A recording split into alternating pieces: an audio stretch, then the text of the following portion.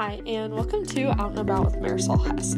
So, I have been thinking about what in the world I'm going to make this podcast on for the whole week, and I've made a few different versions and trying to decide what I was going to touch on. And I feel like I had a sign that I needed to focus this podcast more on, my devotionals. So, the other day, I was really just, kind of going through it and struggling with all of the horse stuff and all of the horses being hurt, and it seemed like everything that should be minor was turning into a worst case scenario.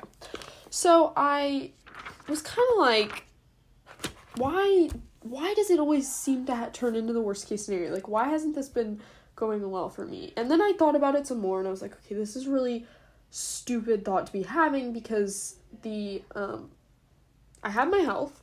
I'm very, very fortunate, and then I get to go to a good school. I'm fed every day. I have a roof over my head. So at the end of the day, if the horses are the things that are causing me the most difficulty in my life, that's a good thing.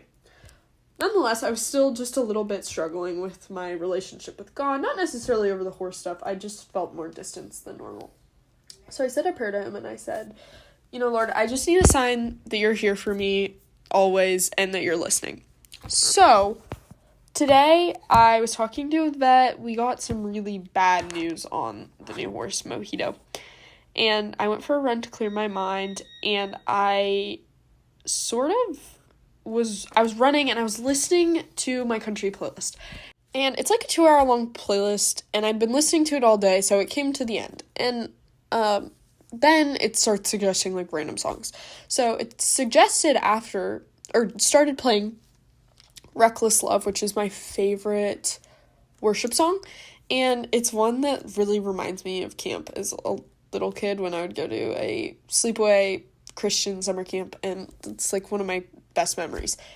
So I was running, and I'm like, oh, this is so funny, I needed to hear this. And then I get a text from my friend, and it's a Bible verse that just resonated so much with me in that moment, and she said, I don't know why I felt the need to send this to you, but I really, you were the one that I felt needed to hear this. I was like, oh, that's strange. She was like, I don't normally look at my devotional app, but this stuck out to me, and I felt like sending it to you. So, here's the verse. Do not be anxious about anything, but in every situation, by prayer and petition, with thanksgiving, present your request to God. That's Philippians 4:6. So, this made me think a little bit more, and I realized that God is completely in control, and clearly from this whole situation, I think he truly was trying to say, I'm here for you, Marisol. I'm behind you in all of this. And I was just so happy that he answered my prayers, because I was really just struggling with the idea that I was having a difficult time continuing to grow closer to him. So I went back in my Bible, and I started to read more on this, and I guess what I realized it was saying was, you shouldn't worry because God's in control. And the way that we feel worry is because we think that we can control it. And at the end of the day, with the horse stuff, it's out of my hands. I can't do anything about it. And so I'm not sure why I feel such a strong worry about all of it. Because at the end of the day, it's in God's hands. God is doing what he knows needs to be done.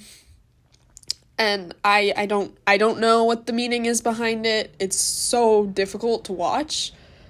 And knowing that I'm going to be faced with these big decisions, obviously the first thing I feel is angst, because I want to make the right decision. I don't want to be being selfish in these decisions. I want to do what's right for everyone, the horse included. And I also want to do the thing that honors the Lord. Philippians 4:7 continues on saying, and the peace of God, which transcends all understanding, will guard you, which will guard your hearts and your minds in Jesus Christ. And I thought that this was just such a beautiful thing, because then it's saying he's there to guard you, he is there for you. And I just thought it was such a coincidence that was the following verse to the one she sent me, because it was exactly what I was looking to hear this week 2 weeks ago when I said a prayer to him, I really need you to show me that you're here.